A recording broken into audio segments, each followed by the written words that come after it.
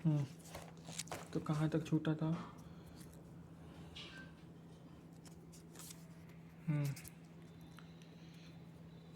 तो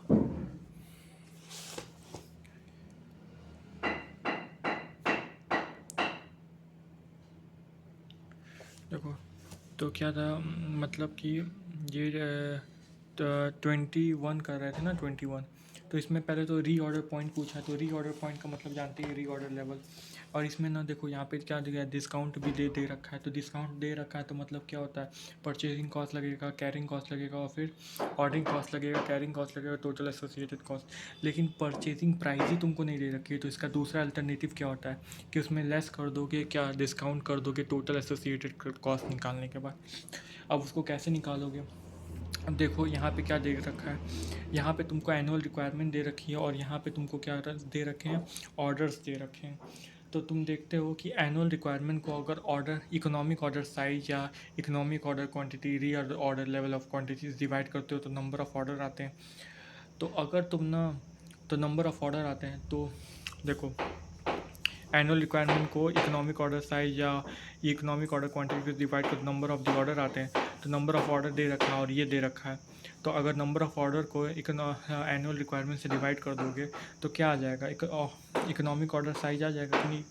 तो यहाँ पे ऑर्डर साइज तुम्हारा आ जाएगा ऐसे करके, फिर इसको ऐसे करके तुम क्या कर सकते हो, ईजिली निकाल सकते हो। फिर लिखा है state the number of the order पूछा है, which the company should place the minimize the cost after taking the EOQ and also into consideration. तो सबसे पहले तुमको EOQ निकाल लेना है, 2AO/C। ठीक है, 2AO/C से तुमको निकाल लेना है। 2/C से निकालोगे तो तुम्हारी क्या, इकोनॉमिक ऑर्डर क्वांटिटी 2000 आएगी, और फिर 40 को अगर 2000 से डिवाइड करोगे तो वो नंबर ऑफ द ऑर्डर आ जाएंगे। अगर उसको फिर तुम उससे इंटू करोगे तो ऑर्डरिंग कॉस्ट आएगी, मतलब जो भी ऑर्डर साइज होगा उसका, उससे जो भी पर ऑर्डर की जो भी कॉस्ट होगी उससे।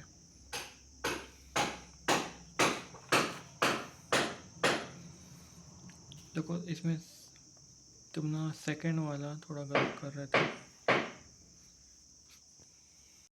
देखो इसका री ऑर्डर लेवल क्या होता है, मैक्सिमम इंटू एक्स मैक्सिमम, तो 5 इंटू 710 कर दोगे तो आ जाएगा। फिर उसके बाद देखो ये 23 आता है। तो इसका जो जैसे कॉन्सेप्ट में किया हुआ है ना, वैसे ही तुमको करना है, जैसे कॉन्सेप्ट कॉपी में। पहले ये कॉन्सेप्ट आता है स्टॉक आउट का, तो पहले तो स्टॉक आउट लिखोगे, फिर यहाँ पे ये ना सेफ्टी स्टॉक का आता है। सेफ्टी स्टॉक लेवल का कॉन्सेप्ट है ये, स्टॉक आउट का कॉन्सेप्ट नहीं है, मतलब ये सेफ्टी लेवल का कॉन्सेप्ट है। जो सेफ्टी लेवल आता है, फिर स्टॉक आउट आता है, फिर अपॉर्चुनिटी कॉस्ट जो कि 150 है इसमें, फिर प्रोबेबिलिटी आती है। प्रोबेबिलिटी कैसे निकालोगे, 2/100, क्योंकि ये क्या है, पूरा 100 है, 2/100 करके निकालोगे। फिर एक्सपेक्टेड लॉस आता है, फिर कैरिंग कॉस्ट आती है। ठीक है, तो देखो सबसे पहले क्या होता है इसमें, स्टॉक आउट है 100 का, प्रोबेबिलिटी उसकी 2 टाइम।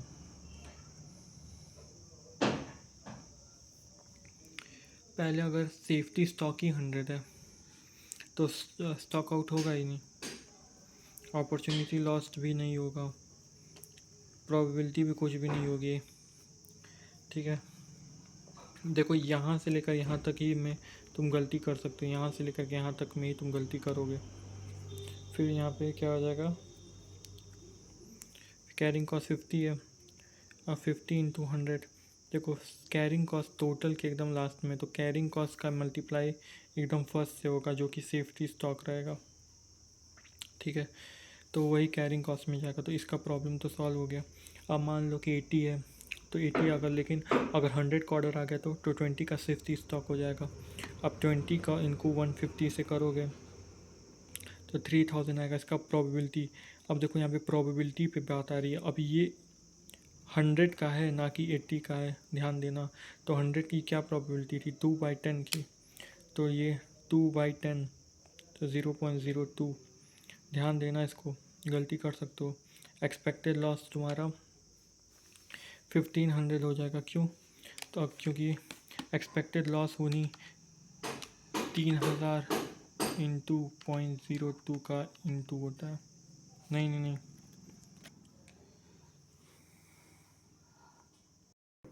यहाँ पे 60 आएगा, ये तुम गलत किए हो। ये कटेगा यहाँ पे और यहाँ पे 60 आएगा, तो कर लेना सही। ठीक है, फिर वैसे ही यहाँ पे 50 हो जाएगा। अब देखो यहाँ पे जब 50 होगा तो 100 और 80 का करोगे, तो देखना 100 80 का करोगे तो 180 की प्रोबेबिलिटी लेनी है। तो 50 का देखो 100 करोगे तो 50 स्टॉक आउट हो जाएगा, 80 करोगे 30, फिर इन दोनों को 150 से मल्टीप्लाई करोगे, फिर इन दोनों का प्रोबेबिलिटी कर दोगे। ठीक है, प्रोबेबिलिटी के बाद फिर इन दोनों को मल्टीप्लाई करोगे तो ये आएगा।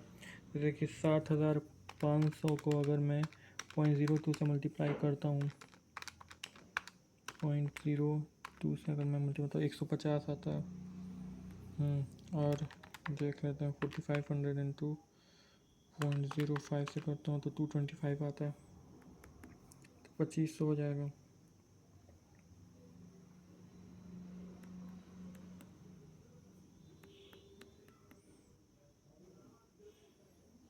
फिर इन दोनों का क्या करोगे, प्लस कर दोगे शायद।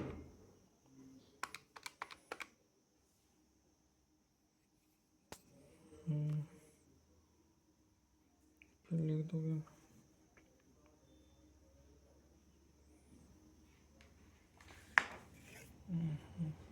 यहाँ पर भी गलत की हो, 2875 आएगा, 2875। ठीक है, तो 23 तक तो हो गया। अब देखो 23 तक तो तुम्हारा हो गया है। देखो यार 24 और 25 तुमको भी पता है, 24 और 25 क्या है कि ए कैटेगरी क्या होता है। अगर वैल्यू 70% से जाते हैं और यूनिट का जो परसेंटेज है वो 10 यूनिट तक होना चाहिए। तो देखो अगर मैं वैल्यू की बात करूँ तो वैल्यू में ज़्यादा है, 50% ज़्यादा है ना, और यूनिट में ये कम होना चाहिए, वैरायटी में कम है, देख लेना। और ऐसे ही 25 का कर, 25 का देखो सबसे पहले ना तुम यूनिट कॉस्ट दे रखी है, तो पहली बात टोटल वैल्यू पे निकलता है, टोटल कॉस्ट पे निकलना है, तो उसका पहले तो तुम टोटल 7000 से इंटू करके निकालोगे, फिर उसका जो टोटल वैल्यू आएगा उसका परसेंटेज निकाल दोगे, और जो यूनिट का है इसका परसेंटेज निकाल दोगे। अब देखोगे कि यूनिट का 10%, देखो जिसका 10% है वही देखो, इसका 10 देखो, इसको पहले रैंक दे दो, फिर रैंक दे दो, तो 1 से देखो इसका 10 तक कब आ रहा है। फिर सी के लिए तुम लास्ट से देखो कि सी के लिए क्या होता है, सी के लिए इसका देखो ये 10 तक कब आ रहा है, लास्ट से टोटल वैल्यू 10 तक कब आ रही है, 10% तक, समझ आ रहा है। अब आता है 26। देखो और ये दोनों है ना, ये दोनों बहुत सिंपल है, उसी कॉन्सेप्ट के बेस पे है। देखो ये तो पहले तो इसको रुपीस में कन्वर्ट कर लेना, उसके बाद से जो भी कॉन्सेप्ट होगा उस पर लगा देना। देखो इसमें लिखा है इट वॉज फाउंड कि 100 pieces of the above material broken and rejected, तो वही 100 वाला ना में से जो 60 का है ये नॉर्मल लॉस है और 40 का क्या है, अब नॉर्मल लॉस है। ये तुमको खुद अंडरस्टैंड करना पड़ेगा। तो 40 का अगर अब नॉर्मल लॉस है तो कॉस्ट में कंसीडर नहीं होगा, तो मतलब 1000 में से 100 में से सिर्फ 60 माइनस होगा, फिर डिवाइड होगा। समझ में आ रहा है? मतलब 1000 का था, नहीं 1000 में से 60 माइनस होगा, 100 में से नहीं, 1000 में से 60 माइनस होगा, क्योंकि 100 क्या है, 60 प्लस 40 100 है, और 1000 तो क्या है, पीसेस हैं, तो 1000 में से ही 60 माइनस होगा। फिर उसके बाद से तुम्हारा क्या बोल रहा है 28। अब देखो 28 में क्या होता है, यही होगा, provision for 2% of the further deterioration, इसी में आके तुम शायद अटक सकते हो। ठीक है, तो देखो देखो 10,000 है और 8,000, पहले तो ए लिख लोगे, बी लिख लोगे, ए और बी लिख करके लिख लोगे। फिर ना देखो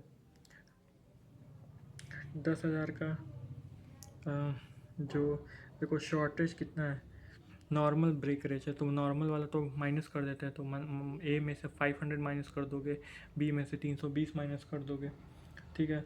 फिर उसके बाद से 2% of the further deterioration assuming the provision for the four इसको भी माइनस करना पड़ेगा। लेकिन इसको कैसे माइनस करना पड़ेगा, मतलब जो 1000 में से 500 माइनस किए होगे उसमें से 9500 में 2% माइनस करना पड़ेगा, तो ये आएगा। फिर उसके बाद उन सबको जोड़ लो, मतलब जैसे कि 10,000 है, 8,000 लिखे हो तो 10,000 इंटू 10 करोगे तो 1,00,000 हो जाएगा। फिर 8,000 इंटू 13 करोगे तो 10,400 हो जाएगा। फिर उसमें 10% कस्टम जोड़ दो। फिर उसके बाद से तुमको अब देखो रेलवे फ्राइट का कैसे करोगे। रेलवे फ्राइट 3840 ही दे रखा है, तो इसको क्या करोगे 10:8 में रेशियो में बांट दोगे। तो उसको बांट करके फिर उसको डिवाइड कर दोगे, डायरेक्ट हो जाएगा। डिवाइड किससे करोगे, जो ये निकला है 9310 से। 89 में ना तुम ना ये चीज़ तुम ना गलत किए थे। अब क्या चीज़ गलत किए थे, जैसे कि मान लो 1000 का ना क्यूबिक फीट था, उसको 100 में परचेस कर रहे हो तो 1000 का तो 1,00,000 रुपये हो जाएगा। फिर वो स्टोर कर रहे हो 6 मंथ के लिए। अब तुमको 6 स्टोर कर रहे हो उसको 6 मंथ के लिए फॉर द सीजनिंग, 6 मंथ के लिए ही करना है तुमको। तो रेंट क्या है 1250 है, तो 1250 क्या है 6 मंथ के लिए करोगे पहली बात। और देखो रेंट तो 6 मंथ के लिए करोगे ही, तो लेकिन ना 50% of the floor area of the godown use कर रहा है, तो 50% ही कर रहा है, तो 50% होगा। And connected operation were incurred for the stocking and seasoning timber, the loss in the value of the logs due to seasoning will be taken as 10%। तो अगर 50% गोडाउन और other connected operation were incurred, तो मतलब salaries of 4 guard 250, ये भी 50% ही होगा ना। मतलब 6 मंथ के लिए तो होगा ही, इंटू 4 होगा। लेकिन ये 50% एरिया ही ग्राउंड का, लाइटिंग का भी 50% हो जाएगा, और एनुअल एडमिनिस्ट्रेशन ओवरहेड का भी 50% हो जाएगा। ठीक है, उसके बाद ये टोटल कॉस्ट आ जाएगी, टोटल कॉस्ट आ जाएगी। ठीक है, टोटल कॉस्ट आ जाएगी। लेकिन तुम्हारा क्या होता है 10% लॉस हो रहा है, 10% ऑफ द लॉस हो रहा है ना,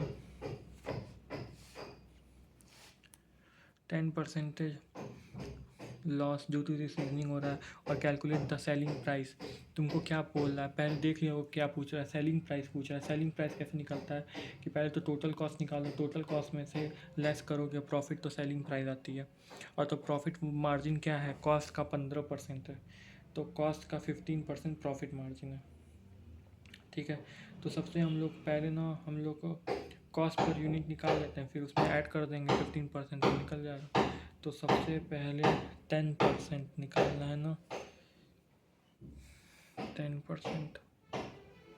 10% लॉस हुआ है, वो नॉर्मल लॉस है। तो 1000 का 10% करोगे तो 100%, तो उसको डिवाइड कर दोगे तो माइनस कर दोगे तो 900 से डिवाइड कर दोगे तो इतना आ जाएगा। सिंपल 30 का सिर्फ डिवाइड बाई 200 क्या करना भूल गए थे। और 31, देखो ये 31 क्या है, अच्छा क्वेश्चन है, इसको एक बार कर लेना। देखो 31 क्वेश्चन क्या बोल रहा है तुमसे, 31 बोल रहा है ना कि प्रोडक्ट एक्चुअली मैंने प्रोड्यूस किया, प्रोडक्ट मतलब कि क्या है, वो फिनिश गुड्स है। प्रोड्यूस किया प्रोडक्ट मतलब कि क्या है, वो क्या आता है, वो एक तरीके से क्या है, फिनिश गुड्स है। 20,000 यूनिट, क्वार्टरली डिमांड होती है 20,000 यूनिट, क्वार्टरली डिमांड। तो क्वार्टरली को 4 से करोगे, quarterly demand of the 20,000 unit. Each product require 3 kg and 4 kg of the raw material, 3 kg और 4 kg of the raw material ना। तो अगर पहले तो इसको 4 से करोगे तो क्वार्टर है तो 80,000 हो जाएगा, तो 80,000 है। और बी का क्या है 4 kg of the raw material, मतलब 3,20,000, एक तरीके से 3,20,000 रॉ मटेरियल लग रहा है। लेकिन ये इतना तो फिनिश गुड्स बनाने में लग रहा है। ऊपर से बोल रहा है X is supplied by the local supplier and can be procured at a factory store and has no need to keep inventory for material X, and Y is not a locally available. It require a purchase from there. It is specially defined the truck container with a capacity of the 10 ton. तो मतलब क्या होता है 10 ton का, लेकिन देखो you need to keep inventory of the material X।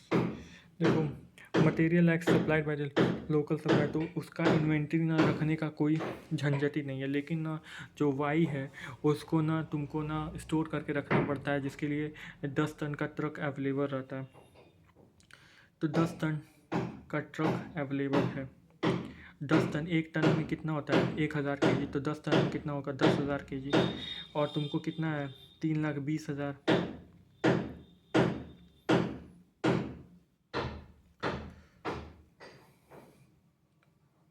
तुम्हें कितना चाहिए, तुम्हें अभी तो तुमको वो निकालना है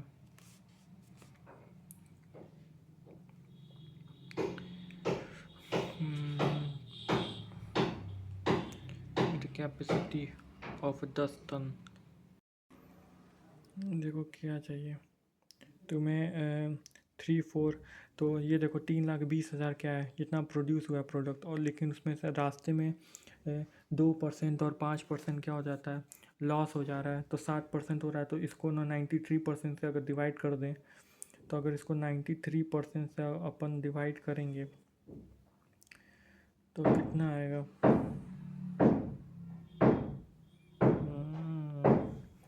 344,086 आएगा। अगर उसको 10,000 से करें तो 35 स्ट्रिप लगानी पड़ेगी, तो वो 35 स्ट्रिप लगानी पड़ेगी।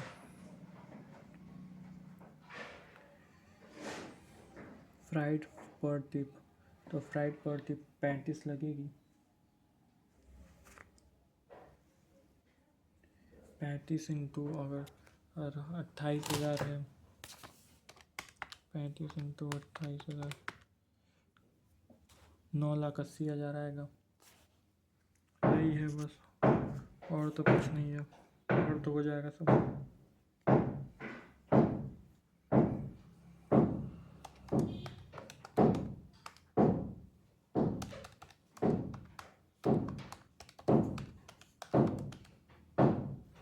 ये वही है, इसको ऐसे भी कर सकते हो 1 माइनस 0.007 कर दोगे तो वो भी यही आंसर आएगा। ठीक है, तो अब उसमें आ रहे हैं, तो देखो ये मैं हूँ, मैं मतलब रॉ मटेरियल। अगर मेरे पास कोई आता है GRN आता है, तो या देखो ऊपर वाला GRN नीचे वाला MRN, फिर उसके बाद MR, फिर MRR। देखो अगर इधर से आता है तो मेरे पास रिसिप्ट हो रहा है, इधर से जा रहा है मतलब मैं इशू कर रहा हूँ, इधर MRR आ रहा है तो मेरे पास रिसिप्ट। लेकिन अगर मेरे पास कोई रिसिप्ट आ रहा है और उसी को मैं अगर MRN के थ्रू सप्लायर को इशू कर रहा हूँ तो मैं उसी प्राइस पे करूँगा। लेकिन अगर MR से आ रहा है, क्योंकि मैं इसको देता हूँ जब फैक्ट्री को, तो मैं ये थोड़ी ना कंसिडर करके देता हूँ कि मिस्टर सीनी से आया है या मिस्टर हर्ष से आया है। वो तो मैं बस दे देता हूँ, और उससे जो रिटर्न आता है, और वो भी तो ये नहीं बताता है कि ये इससे आया, क्योंकि मैंने भी नहीं बताया रहता है। तो वो जो लेटेस्ट होता है उस प्राइस पे होता है। मैं मेरे ख्याल से अभी मैं देख ले रहा हूँ। ठीक है, तो वही है।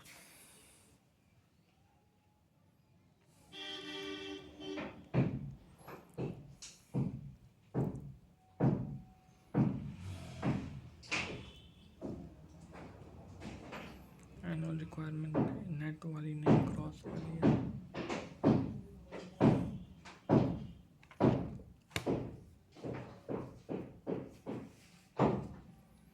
Opportunity cost।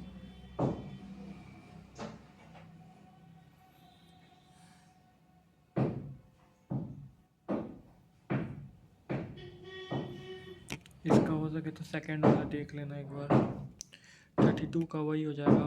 डेट देखो, date, purchase quantity, rate, amount.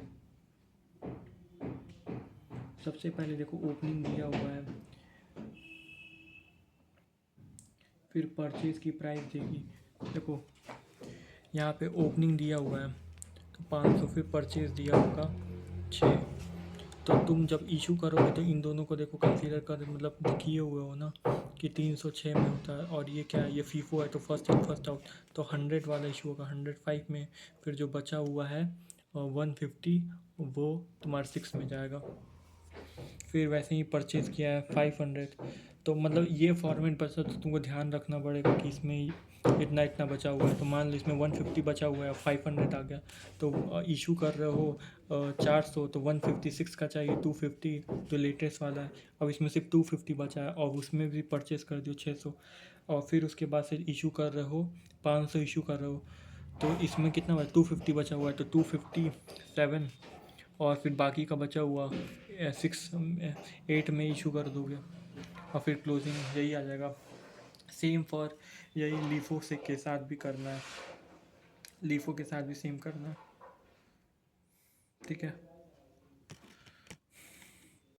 जो 33 है तो उसमें सबसे पहले ये कंसीडर करो कि जो मतलब जो रिसिप्ट है उसमें क्या होता है, GRR और GRR, देखो GRN आता है और MRR होता है, और इशू होता है उसमें क्या होता है, उसमें होता है MRN होता है और MR होता है, ठीक है। पहले तो ये, फिर उसका फॉर्मेट देख लो, quantity rate amount, quantity rate amount, और बैलेंस का भी क्या हो जाएगा, क्वांटिटी रेट अमाउंट आ जाएगा। देखो यहाँ पे, देखो यहाँ पे रिसिप्ट किया है बी एंड कंपनी का 50 यूनिट। देखो पहले बात यहाँ पे ये देखो, ये वैल्यू है, ध्यान रखना, तो 162.50 को डिवाइडेड बाई 25 करोगे। फिर वहाँ पे देखो, यहाँ पे receipt from B and company GRN number 26 5.75, तो देखो 5.75, ठीक है, ये तो ठीक है। लेकिन यहाँ return to B and company, ये रिसिप्ट हुआ था और फिर रिटर्न कर रहे हो 10 यूनिट, तो 10 यूनिट जो रिटर्न करोगे वो उसी प्राइस पे होगा जिस पे तुम रिसिप्ट आया था। तो 10 यूनिट तुम रिटर्न कर रहे हो, 10 यूनिट, तो वो 5.75 पे करोगे। और ये जो 5.75 है, तो मान लो ये 5 था, ये तो देखो 5 और ये, लेकिन यहाँ पे देखो 5 और ये 40 होगा क्योंकि उसी प्राइस पे गया है ना, तो यहाँ पे ये 10 माइनस हो जाएगा क्योंकि 10 क्या हुआ है, इशू हुआ है, तो उसके हिसाब से ये माइनस हो जाएगा, तो ये ध्यान रखना। फिर उसका receive the replacement from B and company from GRN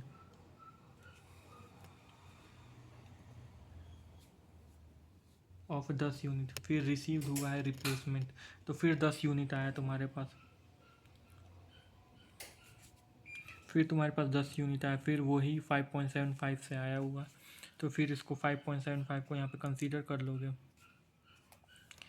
लेकिन यहाँ पे देखो ट्रांसफ़र फ्रॉम जॉब, तो इसका कोई एंट्री नहीं होता है।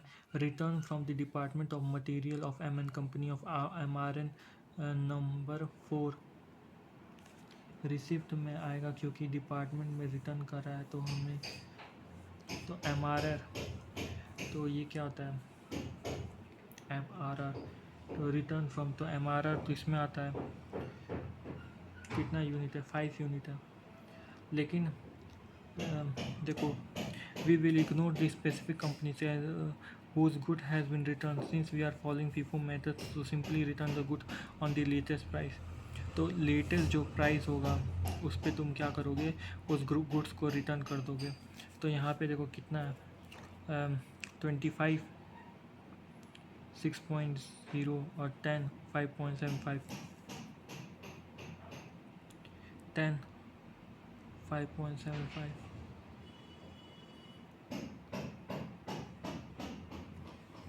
तो जो उसे रिटर्न करोगे, रिटर्न का मतलब यहाँ पे देख लो MRR है, MRR मतलब रिसिप्ट, तो उसको रिटर्न जो करोगे वो लेटेस्ट प्राइस पे करोगे। तो यहाँ पे जो लेटेस्ट प्राइस चल रहा है वो क्या है, 5.75 चल रहा है ना लेटेस्ट, तो वही, तो 5 का 5.75 हो जाएगा।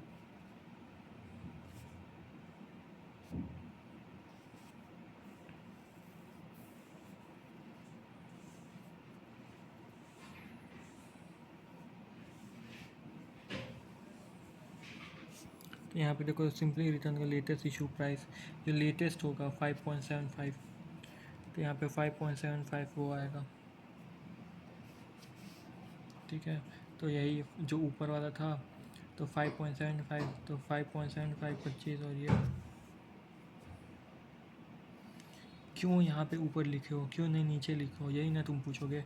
क्योंकि जो 5 unit must be issued in first priority, क्योंकि तो ये रिटर्न हुआ है ना MRN 4 से, तो ये तो पहले ही इशूड हो गया था, तो इसीलिए ये ऊपर लिखा गया हुआ है, ठीक है। उसके बाद से सब इजी है। तो वेटेड में क्या होता है, वेटेड का गोल्डन रूल है, परचेस करते वक्त प्राइस अपडेटेड होता है और इशू करते वक्त, देखो परचेस करते वक्त ही प्राइस अपडेट होता है, इशू करते वक्त प्राइस अपडेट नहीं होता है। तो इसको ना पहले ना कंसीडर कर लो अपने दिमाग में, ठीक है।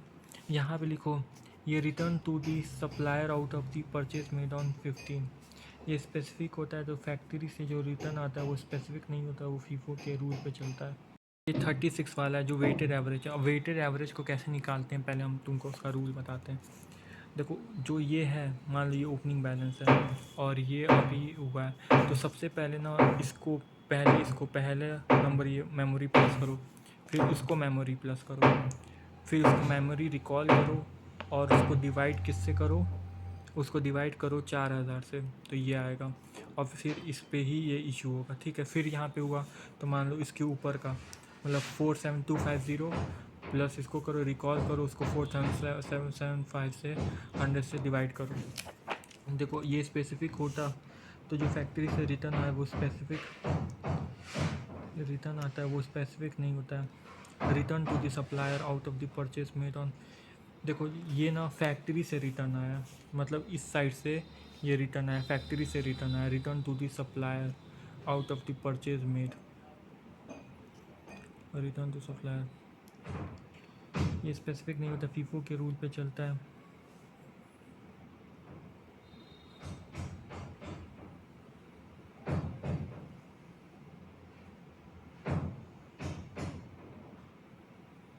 देखो रिटर्न टू सप्लायर, लेकिन ये रिटर्न टू सप्लायर जो 15 ये तो स्पेसिफिक हो गया ना, जो 15 को किया है मतलब 18 की प्राइस पे चलेगा।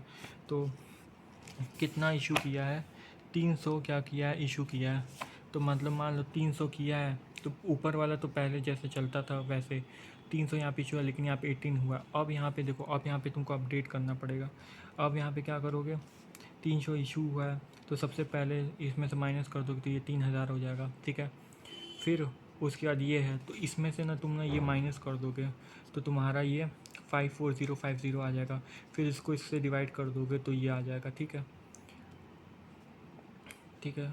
और यहाँ पे ये आ जाएगा और फिर यही चीज़ तुम्हारा ये चलने लगेगा 16.35। उसके बाद कोई चेंजेस नहीं हो, जैसे 16.50 जो आया है तुम्हारा वो तुम वैसे ही सेम मेथड से की हो, इसी में थोड़ा सा वो दिक्कत हुई है, मतलब वो अपडेटेड होगा और फिर उसके बाद से वही 16.35 जो आया जाएगा फिर उसी से इशू होगा। फिर यहाँ पे आया है 500 का तो वही प्राइस अपडेट हो गया होगा 32700 प्लस ये डिवाइडेड बाय 2500 तो वो आ गया होगा प्राइस, समझ गया। आप एक चीज़ और देखना, जो ये 50 kg ऑफ CSE है ये ना क्या होता है, miss appropriated by the store asset and never recovered by the company. तो इसको क्या होता है, इशू में जाएगा, ये नुकसान इशू में जाएगा, यही लास्ट में इशू में आएगा और 16.48 से ही वो हो जाएगा, समझ में आया। सेम फॉर अगर फीफो से कर रहे हो या लीफो से कर रहे हो तो वो भी यहाँ पे 50 आएगा इशू में, ये लीफो से कर रहा है तभी 50 यहाँ से हुआ है, ठीक है। फिर उसके बाद से आता है तुम्हारा ये, सबसे पहले तो तुम ये देख लो कि ना रीऑर्डर लेवल क्या होता है, maximum consumption into maximum lead time. तो सबसे पहले लीड टाइम तुमको देखना है, लीड टाइम ये देखो, ये कंसीडर नहीं करोगे, जब रिसीव्ड हो रहा है ना तब तुम कंसीडर करोगे। तो देखो यहाँ पे मैंने ऑर्डर किया, यहाँ पे रिसीव्ड हो रहा है तो उससे डेज निकल जाएगा। यहाँ पे मैंने ऑर्डर किया है तुम्हारा, यहाँ पे रिसीव्ड हो रहा है, फिर मैंने यहाँ पे ऑर्डर किया, यहाँ पे रिसीव्ड हो रहा है, तो इससे तुम्हारा लीड टाइम निकल जाएगा। तो देखो ये मैक्सिमम हो गया, देखो ये मैक्सिमम हो गया, ये तुम्हारा मिनिमम हो गया, ये तुम्हारा एवरेज हो गया, एवरेज हो गया, समझ में आया। फिर उसके बाद क्या होता है, मैक्सिमम लीड टाइम होता है, मैक्सिमम कंजप्शन। तो कंजप्शन के लिए ना सिर्फ तुमको इशू का देखना होगा, इशू का या मैक्सिमम रिक्विजिशन का देखना होगा। इशू का मतलब, इशू मतलब मैक्सिमम रिक्विजिशन, MRM और एम मत देखने ना। तो इशू का देखो ये हो गया, जैसे ये और इसमें से तुमको मैक्सिमम कंजप्शन या मैक्सिमम लीड, तो इसी से तुमको मिनिमम कंजप्शन भी मिल जाएगा, मिनिमम लीड टाइम भी मिल जाएगा। ठीक है, अब देखो तुमको अगर तुमको एवरेज निकालना है तो क्या करोगे, तो तुम एवरेज के लिए ना, एवरेज कंजम्पशन के लिए maximum consumption plus minimum consumption divided by 2 करोगे, maximum plus minimum divided by 2। और एवरेज लीड टाइम के लिए भी तुम maximum plus minimum divided by 2 करोगे।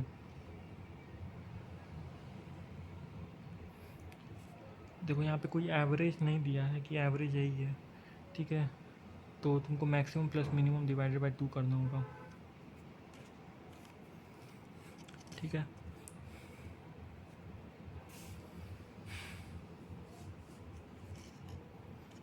यहाँ पे किया maximum plus minimum divided by 2 से